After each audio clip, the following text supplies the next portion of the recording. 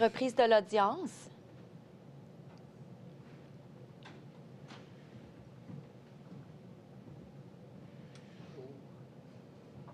Vous pouvez vous asseoir.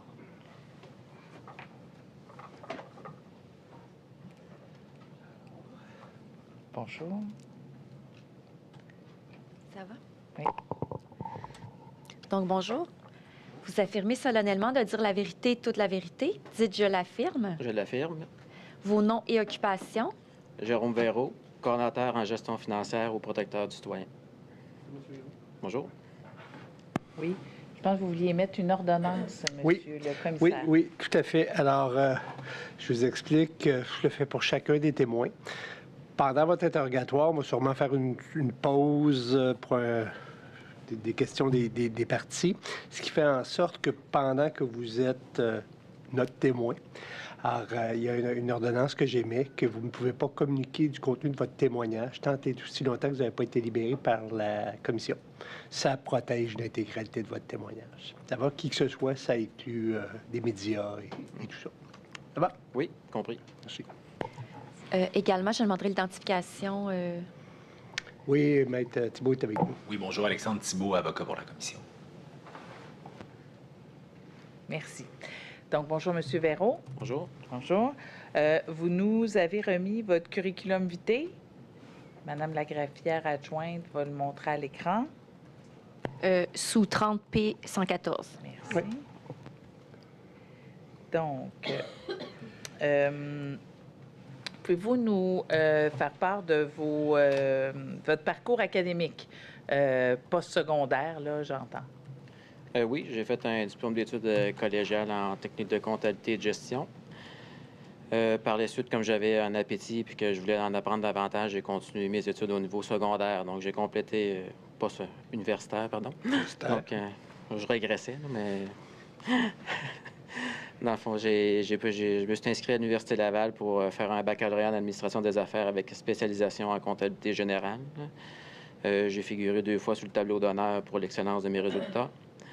Et par la suite, j'ai décidé de continuer encore vu que j'aimais vraiment ça. Donc, j'ai complété une maîtrise en administration des affaires avec spécialisation en expertise comptable. Donc, on est toujours dans le même domaine. J'ai reçu une bourse d'admission au niveau de la maîtrise pour l'excellence de mes résultats. Et par la suite aussi, en même temps que je faisais ma maîtrise, je poursuivais mes travaux, mes examens, mes cours préparatoires en vue d'être membre de l'Ordre des comptables agréés à l'époque. Au moment que j'ai fait mes études, C'était l'Ordre des comptables agréés en vue d'obtenir le titre de comptable agréé auditeur, ce que j'ai réussi en 2011 avec la réussite de l'examen final uniforme. Donc, par la suite, il y a eu 2 ans de stage que j'ai complété. Puis, au moment de 2013, quand mon stage était terminé, je n'étais plus comptable agréé. J'étais maintenant, dorénavant, comptable professionnel agréé, étant donné que les 3 autres comptables, la fusion était consommée entre les 3 autres comptables. Parfait. Si on consulte votre parcours professionnel en descendant la page 4, donc on constate, là, si on remonte dans le temps, que vous avez travaillé dans le domaine de la comptabilité là, pendant toutes vos études, que ce soit collégiales ou universitaires. Oui. On peut peut-être faire une pause en 2010-2012, si on peut monter à la page précédente. Donc, le stage dont vous nous avez parlé, là, stagiaire en expertise comptable, candidat à l'exercice de la profession chez Dubé et Associés. Donc, vous avez effectué le stage de 2 ans, puis ensuite, je comprends bien, vous êtes entré au gouvernement du Québec. Dans le fond, j'avais commencé mon stage chez Dubé Associés. C'était un stage de 2 ans qui est prévu à l'Ordre des comptables. Donc, j'ai fait une bonne partie chez Dubé Associés, mais je l'ai complété au vérificateur général lorsque j'ai joint les rangs du vérificateur général en 2012. OK. Puis, je voudrais qu'on s'attarde un peu à votre parcours là, au sein des différents organismes du gouvernement du Québec. Si vous pouvez faire part aux commentaires, au commissaire de ce parcours. Oui, dans le fond, au vérificateur général, il y a comme 2 grands volets au vérificateur général. Il y a l'audit financier puis l'optimisation des ressources ou l'audit de performance. Donc, quand j'ai commencé, j'ai été vraiment plus gros de mon 5 ans et demi au vérificateur général. Ça a été en lien avec l'audit des états financiers pas mal, soit de tout le gouvernement, donc le contrôleur des finances, les états financiers qui totalisent 45 milliards, ou soit des organismes indépendants. Mais les gros organismes centraux que j'ai faits, c'est le Conseil du Trésor, le ministère des Finances, l'Agence du revenu du Québec, donc la gestion de la dette, où est-ce que l'argent rentre, le secrétariat du Conseil du Trésor avec des actuaires pour l'évaluation des banques de maladies, congés, vacances et des notions d'actuariat. Et par la suite aussi, j'ai fait, à un moment donné, il y avait le vérificateur général par intérim qui était M. Michel Sanson. À un moment donné, il y avait beaucoup de il n'y avait pas du clivage, mais c'était comme deux champs vraiment séparés. Puis à un moment donné, il souhaitait faire que des gens en audit financier puissent aller faire l'optimisation des ressources et vice-versa. Donc, il avait sollicité des différentes personnes. J'avais été une des premières en audit financier à dire j'aimerais ça aller faire un petit peu d'audit de performance. Donc, j'étais allé faire de l'audit de performance. J'ai vraiment fait deux volets en audit de performance. Le premier, c'était la gestion des fonds alloués aux DFE, centres locaux de développement. Donc, pour voir un peu comment les subventions étaient utilisées, est-ce que c'était conforme aux ententes et tout. Puis un autre mandat, c'était en lien avec la gestion contractuelle, que lui se composait en deux sous-mandats. Donc, le premier, c'était vraiment de s'assurer que les ministères et organismes, on avait choisi 4 ministères et organismes, s'assurer qu'ils respectaient tous les délais prescrits par les différentes la LCOP ou les règlements qui en découlent. Donc, c'était plus un audit de conformité. Puis le deuxième volet, ça avait été le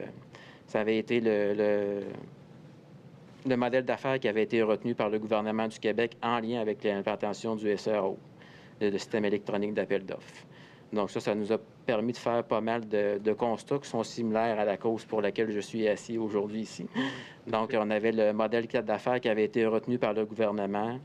Ça nous avait permis de constater qu'il n'y avait pas eu de dossier d'affaires, que le gouvernement ne suivait pas les clauses, ne s'assurait pas de mettre en place de moyens de faire le suivi du contrat, qu'il n'y avait pas d'analyse, il n'y avait pas de suivi au niveau des coûts, il n'y avait pas au niveau des revenus, il n'y avait pas non plus il y avait aussi des problèmes au niveau de la journalisation des essais critiques parce que la firme qui détenait où ce que le SAO était hébergé, elle avait accès aussi à voir que tout le monde qui déposait ou prenait des informations, il n'y avait pas de journalisation, il y avait des risques au niveau de la confidentialité des données. Donc, ça a été un mandat qui était quand même assez prenant, mais qui a quand même une certaine trempe de fond avec le dossier de la Société de l'assurance automobile. Le ministère qui gère SEAO, c'est le secrétariat du Conseil du C'était Trésor. le secrétariat du C'est eux Conseil. autres qui n'étaient pas conformes?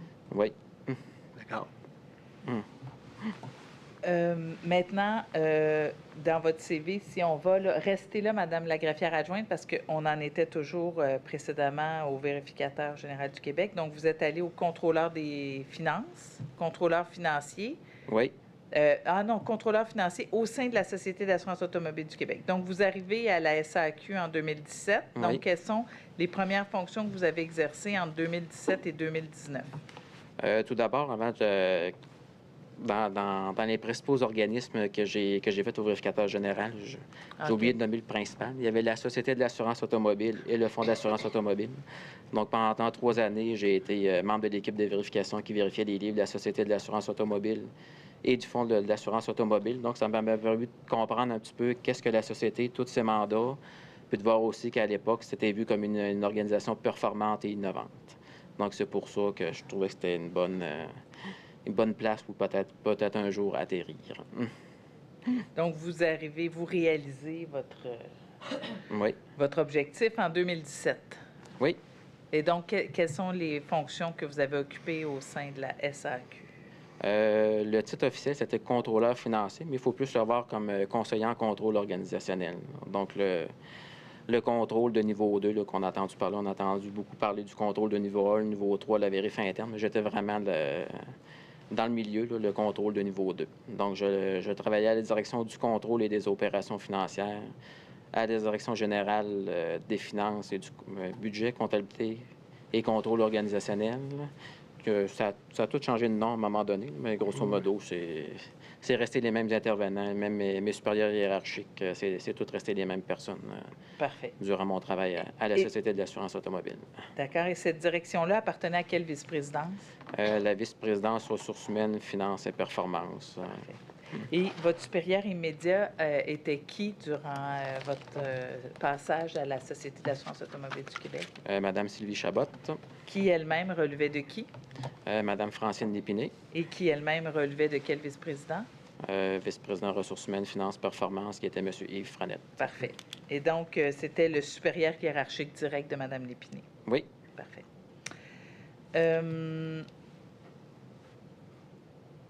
Parfait. Donc, dans le contexte du projet CASA, SAQ-CLIC, vous avez eu à réaliser des mandats au sein de la direction à laquelle vous apparteniez.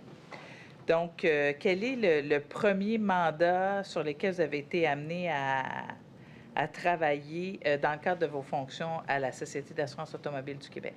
Dans le fond, j'ai joint les rangs de la société à la fin décembre 2017, donc on va plus parler de l'année 2018. Je suis arrivé 2-3 jours avant la fin d'année financière du 31, pas l'année financière, mais l'année civile à la Société de l'assurance automobile. Donc, début 2018, c'est une demande qui nous avait été adressée par Mme Sylvie Chabot de voir un petit peu les causes qui avaient mené à l'échec de Phoenix au fédéral.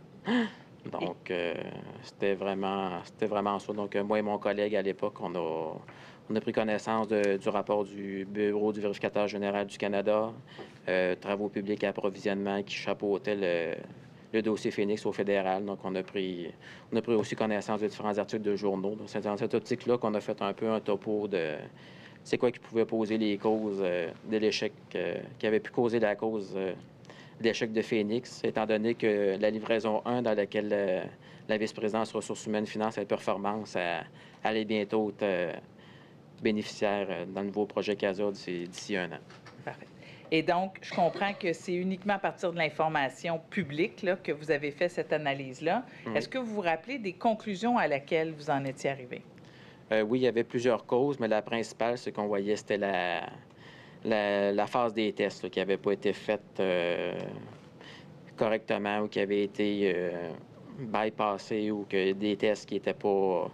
qui donnaient pas les résultats escomptés, mais qu'on est quand même allé en production pareil avec le système ou qu'on n'avait pas fait des tests dans un environnement assez représentatif de ce que pouvait être la réalité sur le plancher. Est-ce que vous avez consigné ces conclusions-là dans une note? À mon souvenir, la demande est venue de manière verbale, puis ça a été rendu de manière verbale. À mon souvenir, je n'ai pas décrit relativement à ce mandat-là.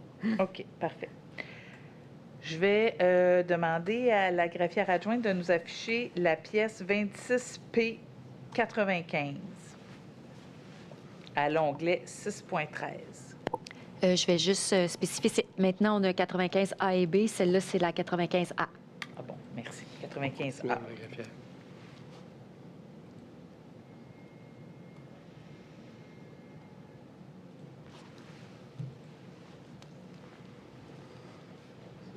Est-ce que c'est possible de nous référer à la page du PDF? Oui, je vais vous faire ça. Ça sera pas Merci. long. La page 529. On va juste nous rappeler de quoi il est question. Oui, c'est le rapport de situation. Mais en fait, vous le reconnaissez, M. Verreau? Oui. Bon, c'est un rapport auquel vous avez contribué à la rédaction. C'est ce qui est écrit, oui. Parfait.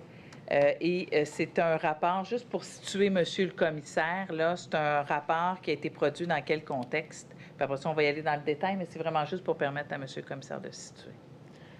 Oui, dans le fond, comme la vérification interne nous avait alerté la vice-présidence ressources humaines et performances concernant un soupçon de vol de temps par certains personnels de l'Alliance suite à l'analyse des portillons versus SGPE, puis l'outil SGPE.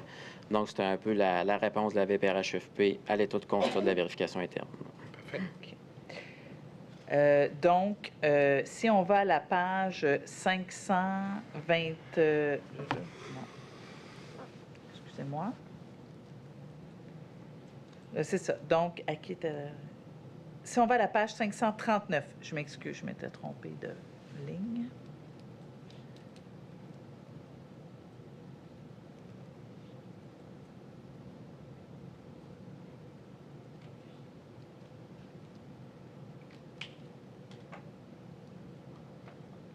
On voit en bas, préparé par Jérôme Verreau, c'est vous, Oui. révisé par Mme Lépinay et approuvé par Yves Frenette. Je comprends de votre réponse tout à l'heure que Mme Lépinay n'était pas votre supérieur hiérarchique direct. Exactement. Mais bien, elle était la supérieure hiérarchique de votre supérieur hiérarchique. Donc, pouvez-vous expliquer au commissaire comment vous avez été amené à travailler sur la préparation de ce rapport? Dans le fond, c'est le vice-président, un beau lundi. Là. Prenez peu importe la journée de la semaine, c'est pas nécessairement un lundi. Donc, un beau lundi qui vient me voir puis qui voulait me parler avec Mme Lépiné d'un dossier confidentiel concernant une problématique qui avait été soulevée par les vérificateurs internes. Puis, pourquoi le dossier est confidentiel?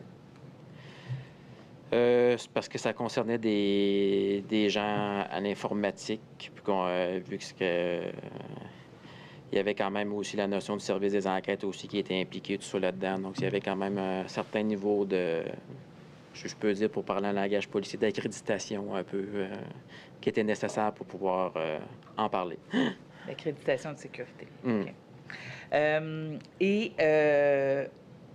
Qu'est-ce qu'on vous, comment on vous présente l'objectif là, de l'opération à laquelle vous allez participer, pour reprendre terminologie policière? Oui. Ben, dans le fond, l'objectif, c'était de répondre au constat de la vérification interne, mais assez vite, de la manière que l'orientation qu'on voulait les donner, c'était dès qu'on avait une pogne pour répondre que la vérification interne avait pas raison, ben on la pognait. Ça veut dire quoi, ça, en langage très clair? Là? Ben, ça veut dire que, par exemple, si on monte un petit peu dans le rapport, on va parler que les portillons ne sont pas fiables parce qu'il y a une perte de données. Mais oui, si on perd une donnée, elle n'existe pas, mais en quoi elle affecte la fiabilité des données qui sont là? Ça, on n'en a jamais parlé, puis le rapport n'en fait pas mention. Mais en même temps, dans le même rapport, on dit que oui, il y a eu une vol de temps pour une ressource, puis l'analyse a permis de conclure qu'il y a eu une vol de temps en comparant les portillons.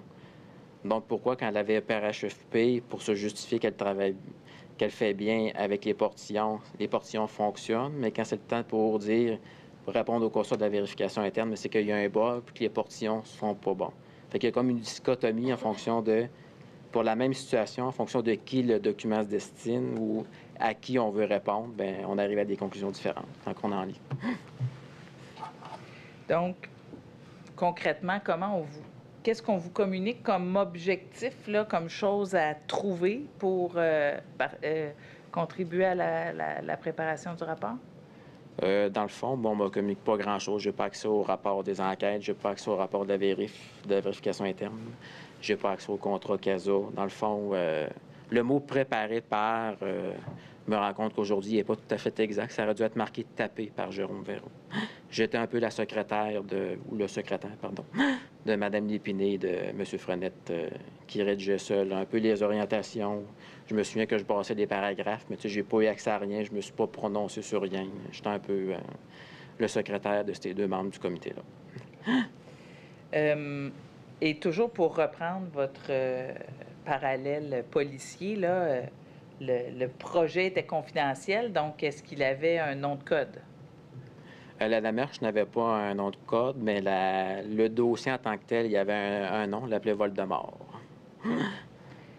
Référence à Harry Potter. Hein? Ben, c'est peut-être votre environnement de film, mais c'est pas le mien. Fait que moi, mon premier constat, quand j'entends ce mot-là, vu que je venais du VG, puis que j'avais vérifié la SAC, mais je savais que quand il y a des gens qui décident d'un accident de la route, ils ont le droit à 3-4 fois l'indemnité 3-4 fois le revenu de la personne jusqu'à un certain montant. Donc, moi, je me suis dit, il y a des gens qui font des fausses déclarations de mort, donc des vols de mort, séparés en 3 mots.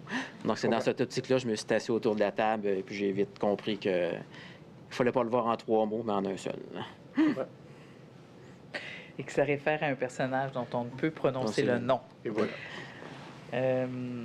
Ça, c'est nos différences d'âge. C'est pas qu'on l'a découvert enfant, on l'a plutôt découvert avec. À travers nos enfants. Oui, c'est ça. Exactement. Donc, vous avez mentionné tout à l'heure là, des documents auxquels vous avez peut-être eu accès pour faire ce rapport-là. On va prendre la table des matières du rapport.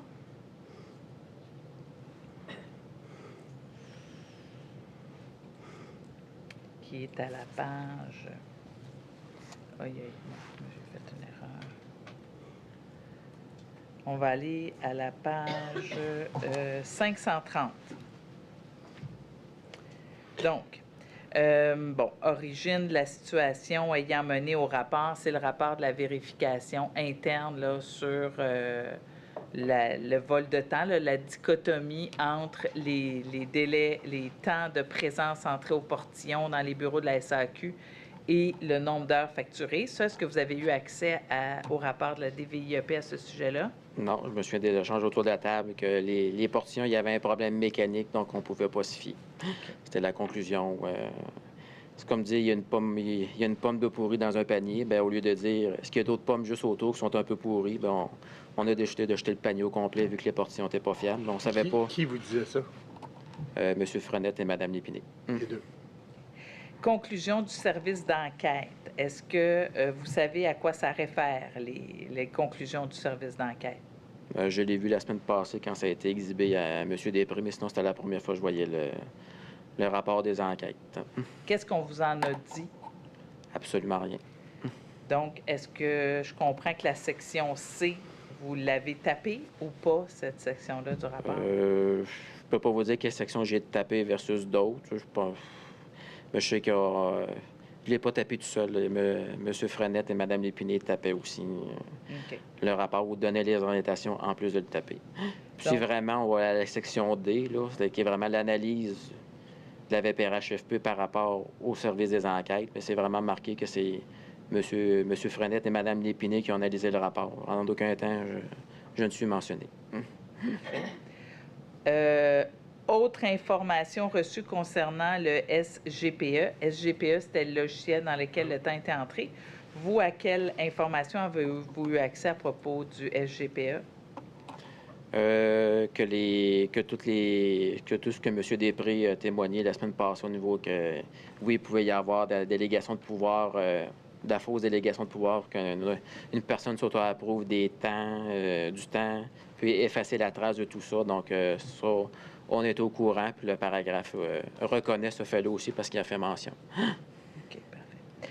Ensuite, l'autre section du rapport, c'est contrat de travail versus contrat de service. Donc, Oui. est-ce que vous avez eu accès au contrat de travail des employés visés là, de la SAQ?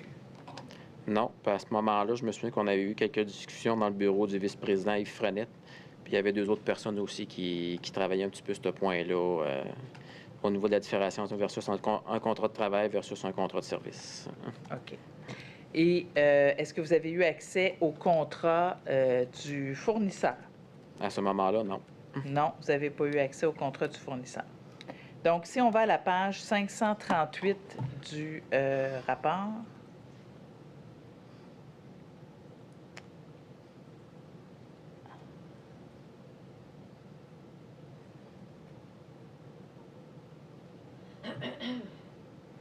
donc, si on va à la conclusion, la surfacturation, le mandat de contrôle organisationnel.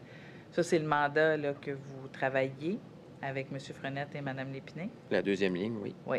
Nous a permis de conclure que les affirmations relatives à un risque de surfacturation ne sont pas a posteriori fondées et que les écarts entre les portillons et les heures déclarées dans SGPE sont justifiés par le travail à distance pour lequel il existe une ambiguïté. Concernant le risque brut identifié est correctement géré et contrôlé par les contrôles prévus à l'intérieur même du contrat, par le plan qualité-travail et par les contrôles effectués par les gestionnaires de la société au quotidien. La société doit demeurer vigilante et gérer ce risque en continu, indépendamment du fait que le travail a été réalisé à l'extérieur du bureau ou pas. Si on descend, il demeure certains risques identifiés au système SGPE, notamment une faiblesse au niveau des contrôles d'accès, l'absence de journalisation, ainsi qu'une dépendance envers la firme R3D Conseil Inc. En terminant, il a été porté à notre attention une information à l'effet qu'il existerait un conflit entre certaines ressources internes et externes suite aux démarches effectuées.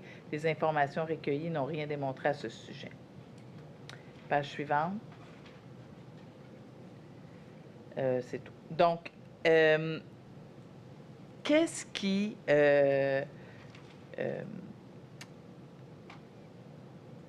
vous amène à accepter de mettre votre nom sur le rapport, M. Verreau? Je comprends bien que vous adhérez plus ou moins aux conclusions. Il faut se souvenir aussi que j'ai arrivé à la société à ce moment-là, en 2018. Ça faisait 3-4 mois, j'étais à peine arrivé. Je connaissais pas CASA. Ben, je n'avais entendu parler un petit peu quand j'étais au vérificateur général, là, que c'était des cartons de la SAC, là, mais c'est pas... j'étais pas du côté opérationnel. C'était c'était le vice-président qui était venu me chercher directement. Il faut se souvenir aussi que M. Frenette est quand même un fellow de l'Ordre des comptables professionnels agréés. Donc ça veut dire qu'il participe au rayonnement de la profession, qu'il a fait des choses de bien. Donc j'ai pas baissé ma garde, comme on dit. Mais pourquoi vous demandez ça? Si M. Frenette a toutes les qualités pour, justement, c'est lui qui détient l'information, donc ça serait à lui d'arriver à une conclusion globale puis d'émettre des recommandations. Ça aurait pu être fait, mais peut-être c'est pour que la séparation des tâches sur le papier, encore une fois, préparée, révisée par, elle a l'air d'avoir été faite. Sur le papier. Oui. Que ça vient pas de son génie, mais que ça a été fait puis qu'il est d'accord avec ça. Oui, parce qu'il l'approuve. Oui. Parce que c'est lui, ultimement, qui va en rendre compte à la présidente et chef de la direction. Puis, vous, maintenant, là, depuis, vous avez appris d'autres choses. Là, qu'est-ce que vous réalisez qui était peut-être pas tout à fait juste là, dans ce qui a été pris en considération dans ce rapport-là, puis auquel vous n'avez pas eu accès au moment de préparer le rapport? L'ensemble de tout. C'était... Quand on lit vraiment attentivement chacun des paragraphes, quand on les prend individuellement, c'est beau, ça suit, mais quand on les met en parallèle, il y a beaucoup de choses qui se contredisent. Est-ce qu'on peut juste en énumérer quelques-unes, là, comme par exemple, qu'est-ce que vous avez découvert par la suite quant au droit ou pas de faire du télétravail de la part des ressources qui appartenaient aux fournisseurs? Quand on lit le rapport que j'ai tapé en partie, c'est là, on voit qu'il y a comme une contraction dans le contrat cadre avec l'Alliance, là, que ça doit se faire de manière prioritaire dans les édifices de la SAC, mais qu'après ça, on dit qu'on va donner les outils pour que les gens puissent faire du télétravail. Mais quand on était sur le plancher, l'orientation qui était donnée, c'était qu'on constatait que le télétravail n'était pas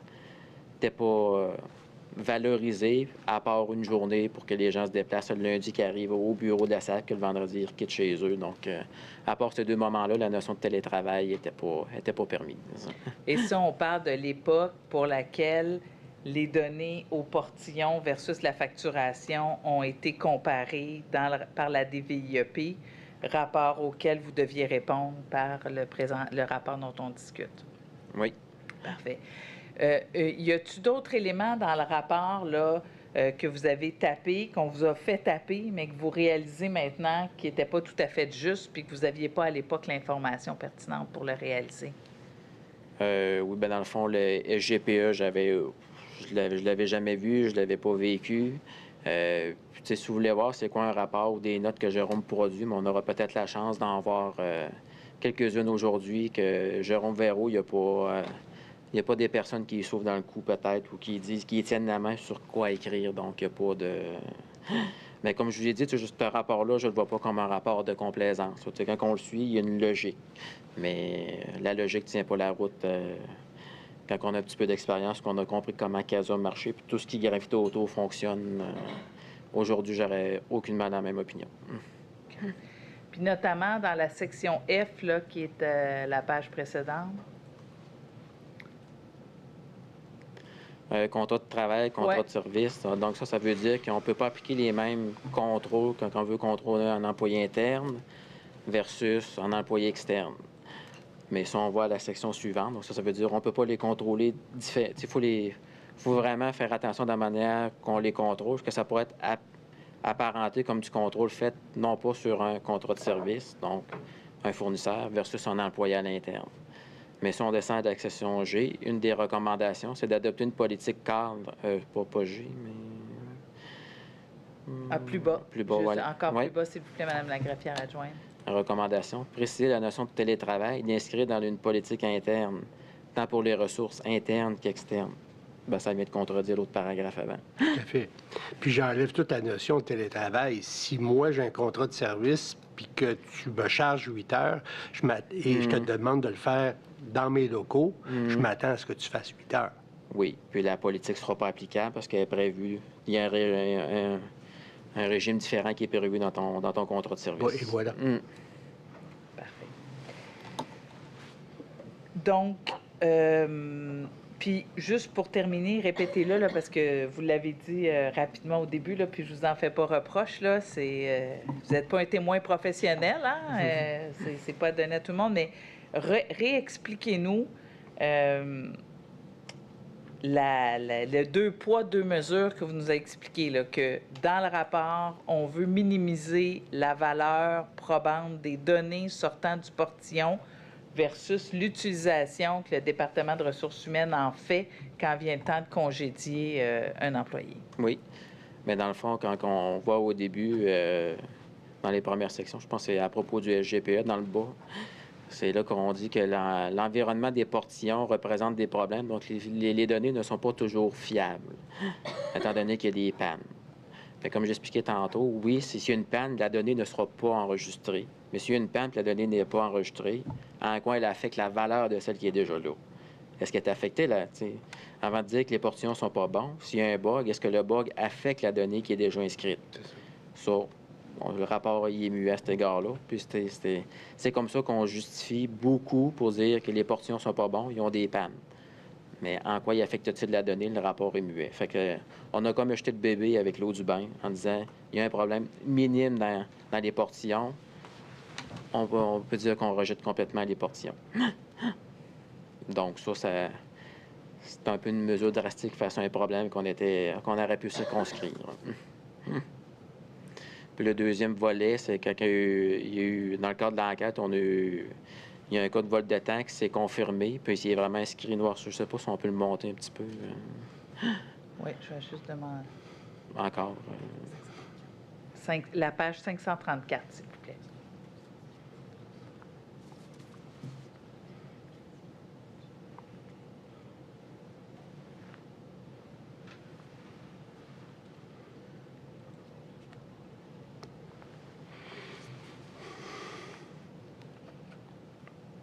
Si on peut descendre un petit peu, voir. Ah oui, c'est celle-là. 35. Bon, d'ailleurs, une ressource externe de l'Alliance veut remercier de sa présence sur le projet suite à des doutes soulevés par la gestionnaire, doutes qui ont été confirmés par le service des enquêtes. Le tout en conformité avec les processus appropriés pour l'utilisation des portillons. Mais avant, on disait que les portillons n'étaient pas bons. Là, ça sert la VPRHFP, tout d'un coup, les portillons sont bons, mais quand c'est pour servir la VPRHFP à contredire la direction de la vérification interne, les portillons sont pas bons. Donc, c'est un peu une dichotomie pour le même événement, pour la même source de données, ben des fois elle est bonne, des fois elle n'est pas bonne. OK. Parfait. Pour parler en termes d'auditeurs, ben on dirait que l'environnement n'est pas fiable. C'est ça.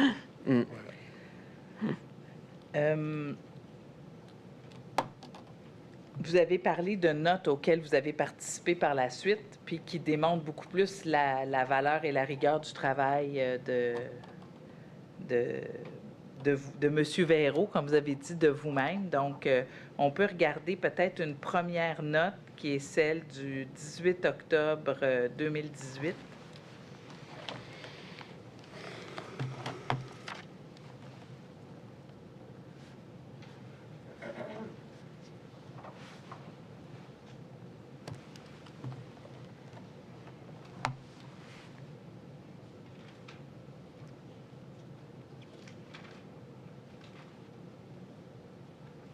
Juste avant qu'on le trouve, M. Véraud, c'est parce qu'on n'a pas continué sur votre CV. Vous avez quitté la société quand? En fin juin, début juillet 2019. Je suis resté à peu près 18 mois en emploi de la société. OK, parfait. C'était assez. Oui, puis après ça, vous êtes allé où est-ce que vous occupez actuellement, protecteur du citoyen? Oui, depuis juillet 2019, oui. Parfait. Est-ce que ça va, Mme la greffière adjointe?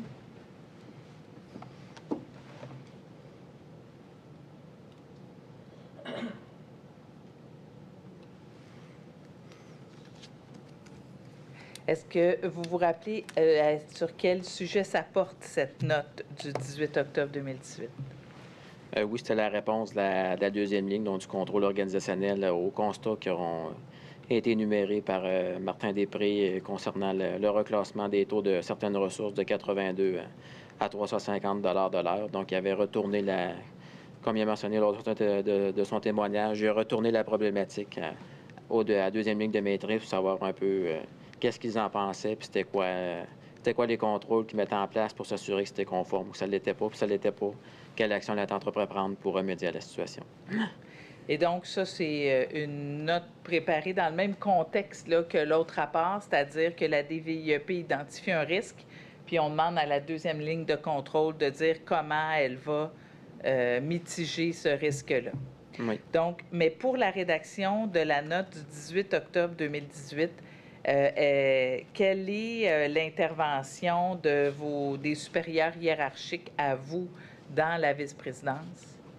À part dire qu'il y a eu une demande de la vérification interne puis qu'il faut adresser de la problématique, il n'y a pas eu d'autres interventions par rapport à l'analyse ou les conclusions de mes notes. Ça va être important de la note. Thibault, êtes-vous capable de Peut-être aller donner un coup de main à la greffière adjointe, savoir s'il y a une problématique avec la pièce? Ah, on l'a. On l'a? Bon. Parfait. Donc, juste nous l'identifier, là. On comprend que c'est votre note à vous. Oui. Là. Oui, dans le fond, c'est comme c'est comme la note qui fait foi, mais qui résume tout le travail que j'ai effectué puis les conclusions que je suis arrivé par rapport au changement de taux, voir si, à notre point de vue, il était conforme ou pas au contrat ou à d'autres ententes qui auraient pu survenir. Hein. Okay. On peut peut-être faire défiler la note. Donc, on parle bien là, des mêmes taux horaires de 82 et 350 de l'heure. Vous faites une estimation, je pense, dans votre note d'un coût additionnel provoqué par une mauvaise utilisation des taux horaires. Vous arrivez à quelle conclusion, M. Verreau? Pour le montant, j'arrive en tout et partout. Il y avait 51 ressources qui étaient classées dans le volet expertise de pointe. De ceux-là, il y en avait vraiment 24 que c'était, je peux dire, mérité ou que ça répondait à la définition. Mais les 26 autres, c'était pas... il n'y avait pas de justification. Ou il y en avait une, mais elle n'était pas applicable pour toute la période du contrat. Donc, c'est un peu ça les constats. Donc, grosso modo, c'est à peu près 14 millions de dollars annuellement que la charge représentait de plus annuellement pour la société. Pour des ressources qui, techniquement, n'avaient pas la plus-value pour recevoir ou qu'on puisse charger en leur nom, là, 350 $. Oui, en plein ça, oui. OK, parfait. On peut peut-être... le montant doit se trouver à la note. Deuxième page. Deuxième page. Donc, votre 51 ressources dont vous parlez, vous étayez, on peut, voilà, et le montant total se trouve dans votre conclusion? Ou? Un petit peu plus bas. De mémoire.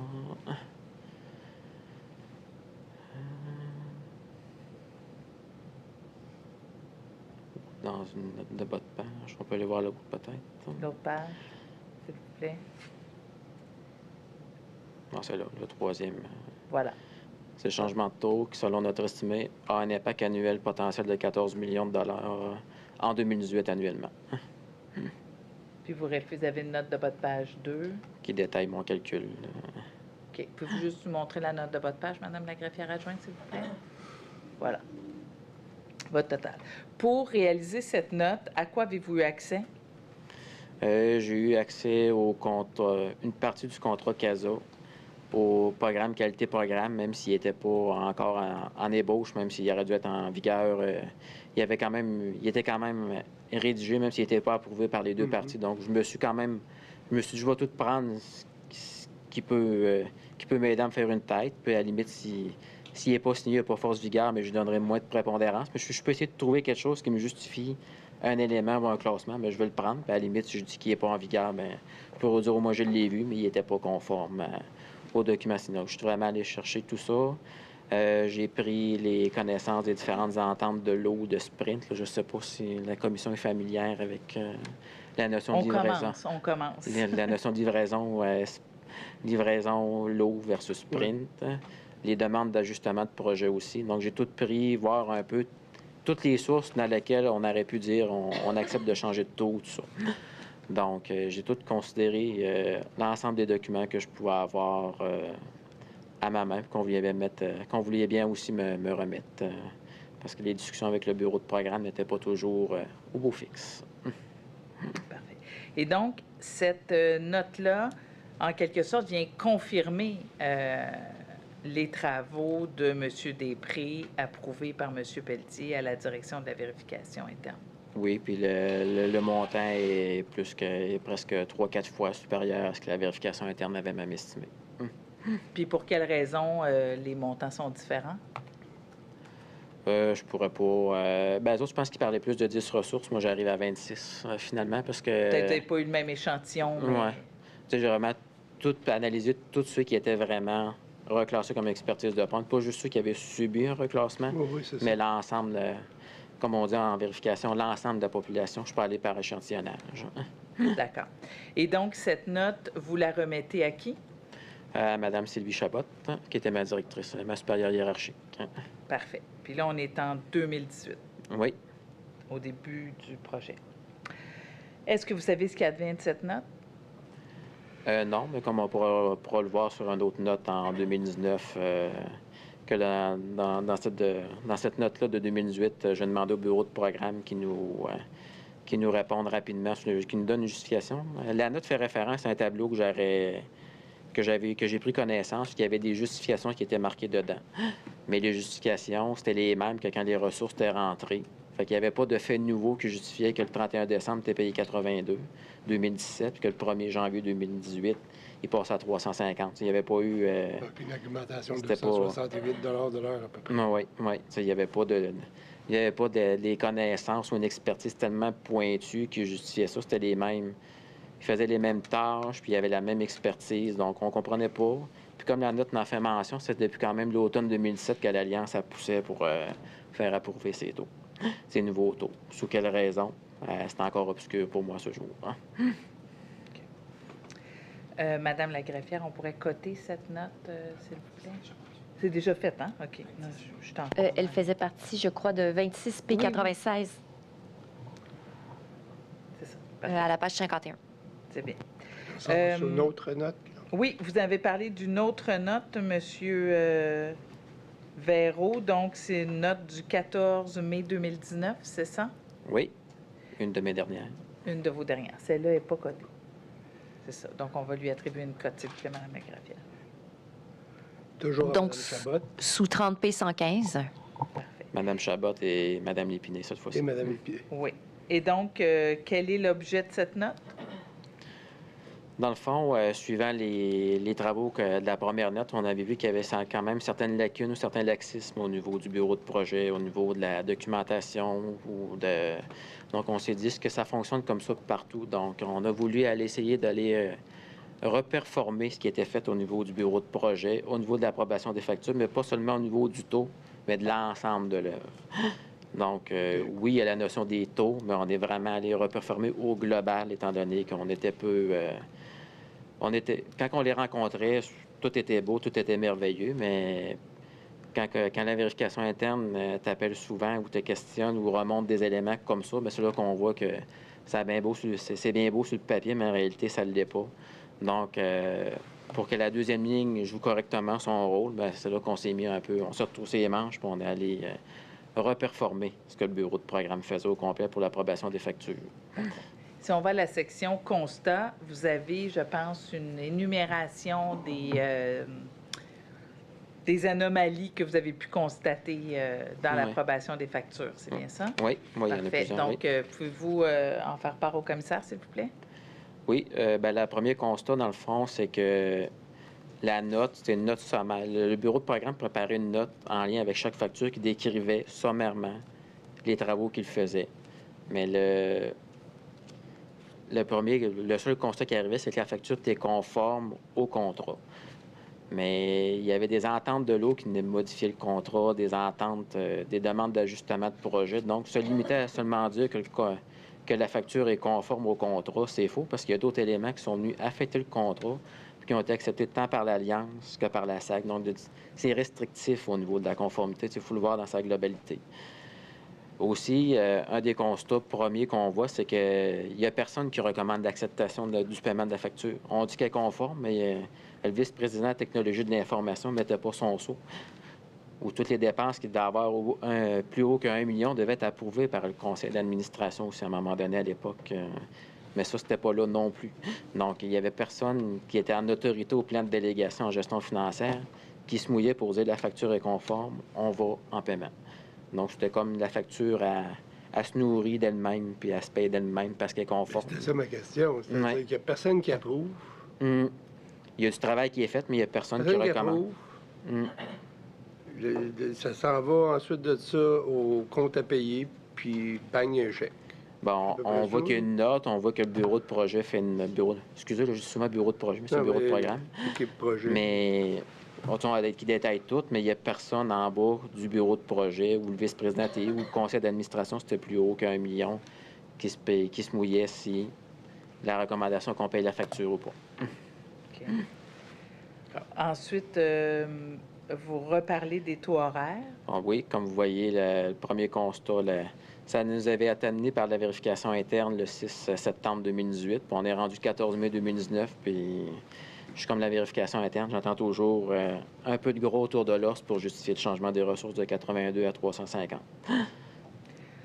Mais je peux vous dire que je suis mort sous ma faim parce que quand je suis parti, je ne savais toujours pas. Ensuite, si on va à la page suivante, on peut monter aux boulettes transparents. Là. Qu'en est-il? Est-ce qu'on est toujours dans les taux horaires? Non, ça, c'est...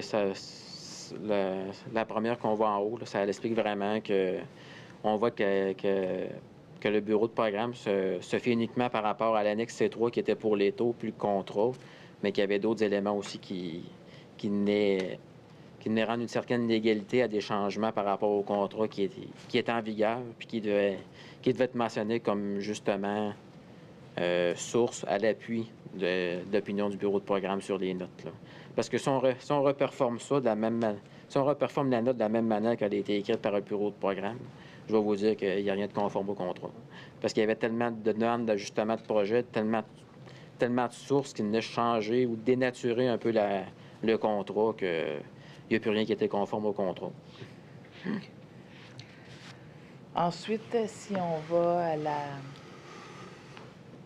au constat suivant, parce que c'est des exemples que vous donnez dans les sous le premier puces. point, ça peut vous montrer un peu montrez-moi le don. Ouais. La rigueur que j'avais quand j'effectuais mes travaux.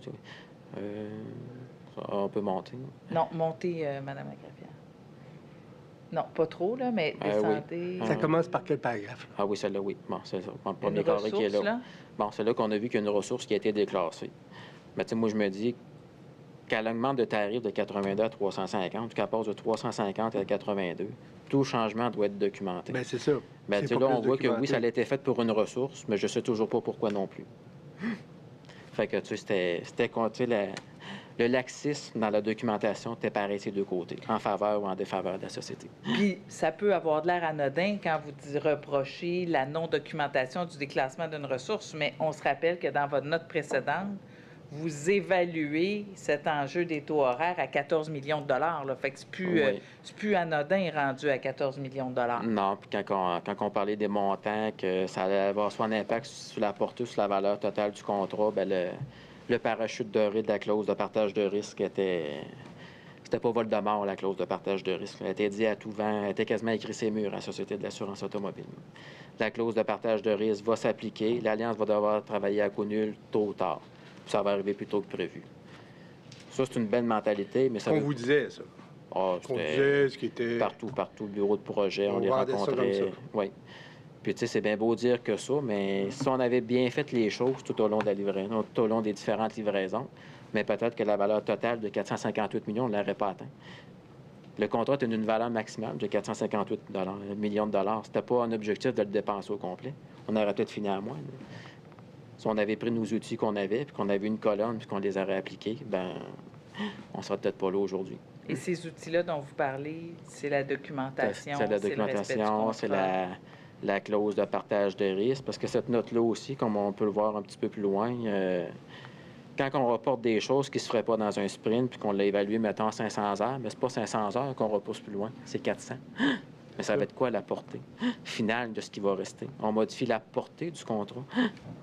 Puis, il y a une autre chose aussi qu'on voit, c'est quand on replanifie un sprint ou un lot, bien, étrangement, quand les tours suivants ils ont augmenté, de passer de 82 à 350, mais il y a des efforts qui devaient être faits par l'Alliance, étrangement, sont transférés à la charge de la société.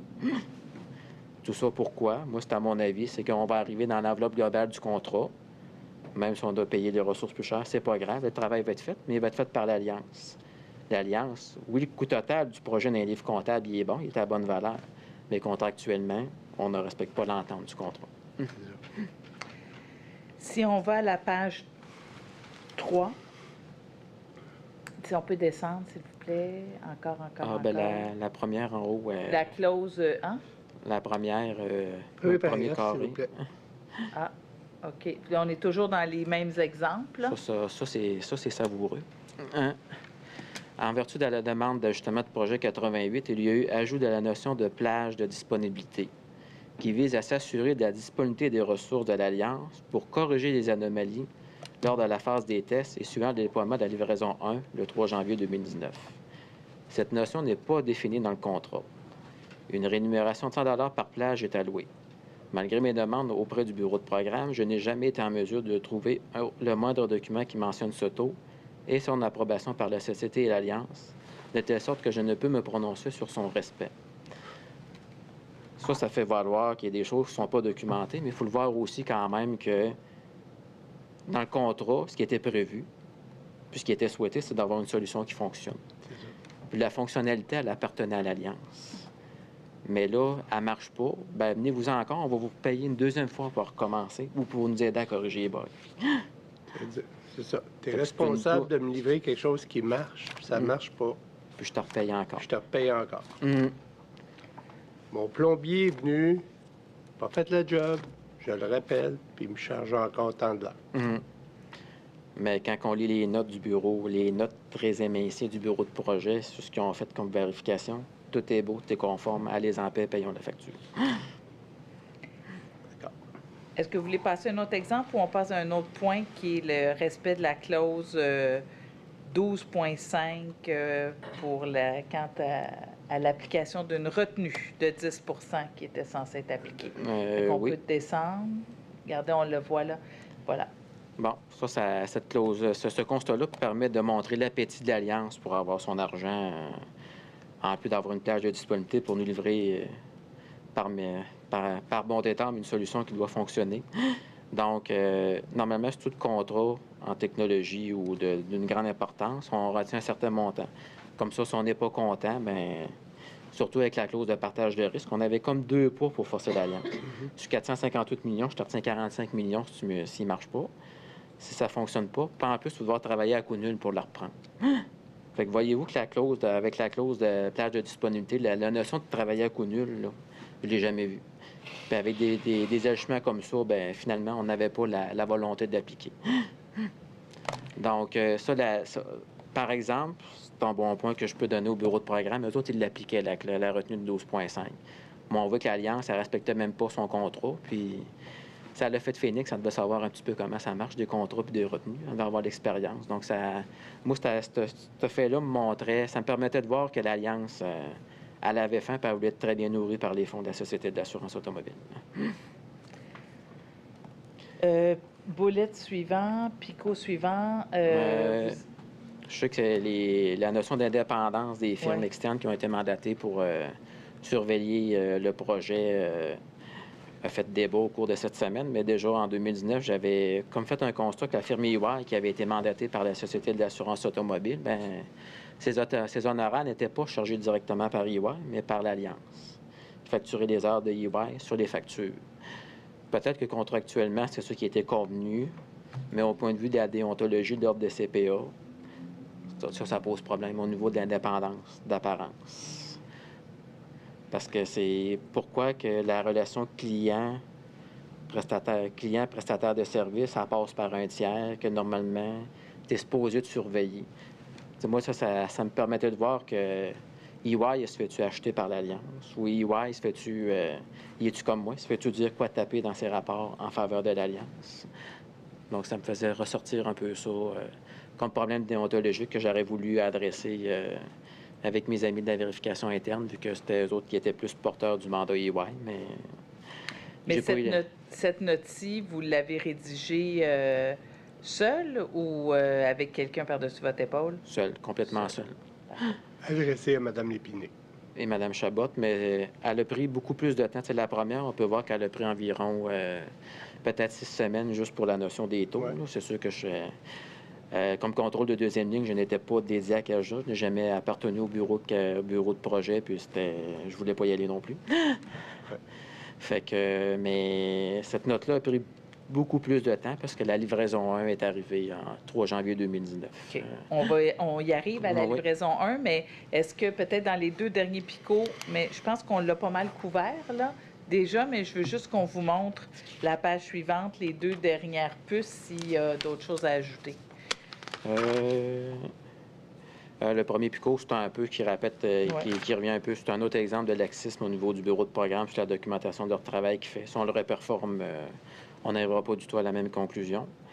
Mais le deuxième, c'est en lien un peu avec la continuité de SGPE. Là. Finalement, moi, je savais pas ça, mais j'ai appris ça en faisant mes travaux de vérification. On pouvait saisir du temps d'avance dans les SGPE. Donc, aujourd'hui, on est jeudi. Fait que demain, je pouvais rentrer déjà 8 heures dans le système. Donc, c'était pour montrer que l'environnement total de GPE était complètement non fiable. Mettait à risque la société Oui, tout le monde. de fraude. Oui. Puis c'était l'outil qui servait à tout. Fait que... Mais les portillons qui avaient juste une faiblesse, qui n'enregistraient pas toutes les données, ça, il fallait le brûler. Mais GPE, il fallait le glorifier. D'accord. Très bien. Donc, je pense que ça fait le tour de votre deuxième note. Qui, comme vous l'avez dit, reflète plus la rigueur que vous souhaitez donner à votre travail, monsieur? Oui, puis comme vous voyez, j'ai des beaux points, pas des beaux, mais des bons points que je trouvais que le bureau de programme, comme la retenue, je trouvais que c'était bien que le bureau de programme, moi, j'étais factuel, puis je nommais tout ce que je voyais, que ce soit bon. J'avais pas de fin personnelle à faire ça, j'en tirais rien. Il fallait être factuel, puis...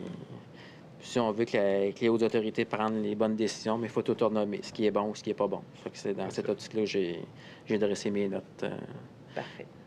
Vous nous avez parlé de la livraison 1 qui est arrivée puis qui a eu peut-être pour effet d'allonger un peu votre travail, là.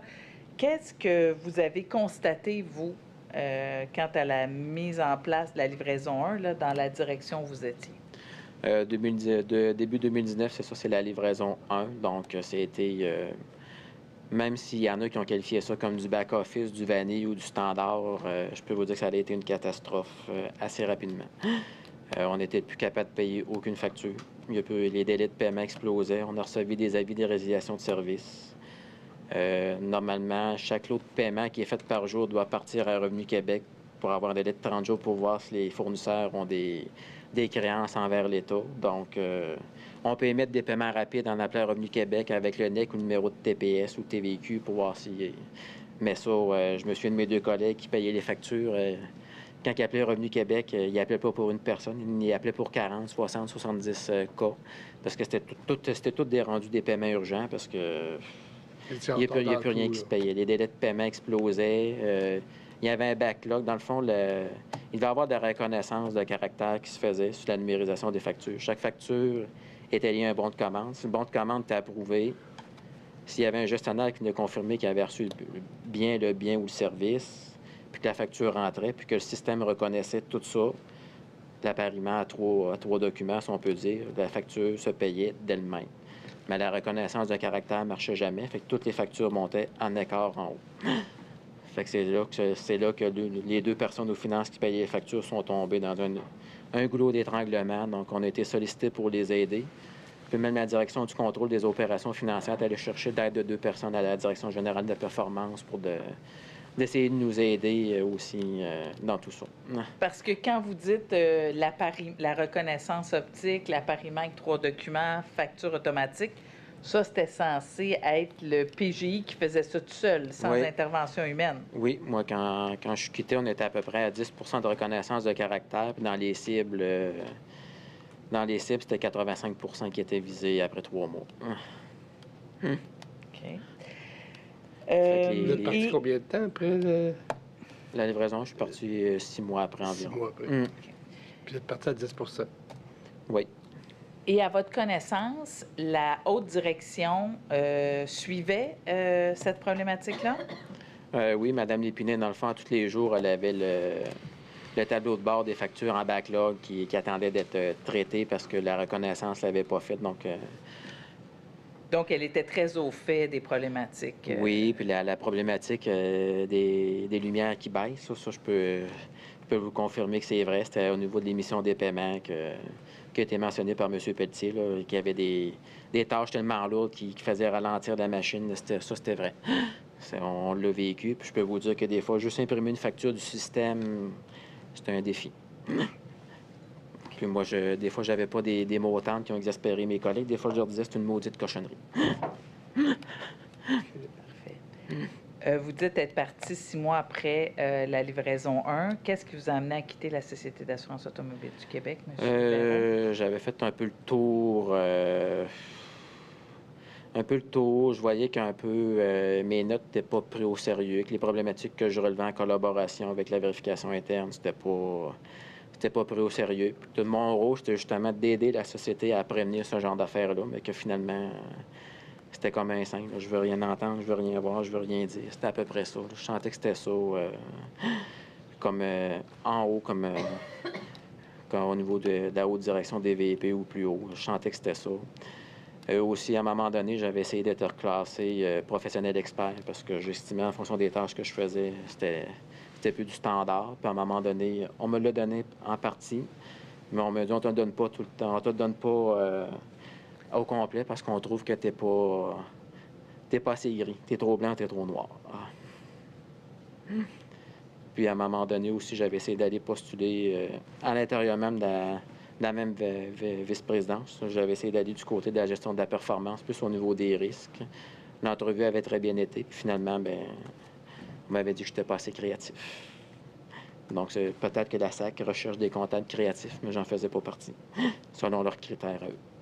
Donc, c'était à ce moment-là que je sentais que mon nom était un peu brûlé partout, que là, je me suis dit, bon. J'ai vu M. Pelletier qui a porté sa croix pendant 8 ans, mais j'ai pas eu la même patience que lui. J'ai pas d'autres questions pour M. Verreau, M. Commissaire. Merci. Des questions? Sûrement. On souhaiterait suspendre pour le lunch en même temps que de faire notre Parfait. 14 heures. sur les questions. Alors, bon appétit. Merci. Veuillez vous lever. Pause jusqu'à 14 heures.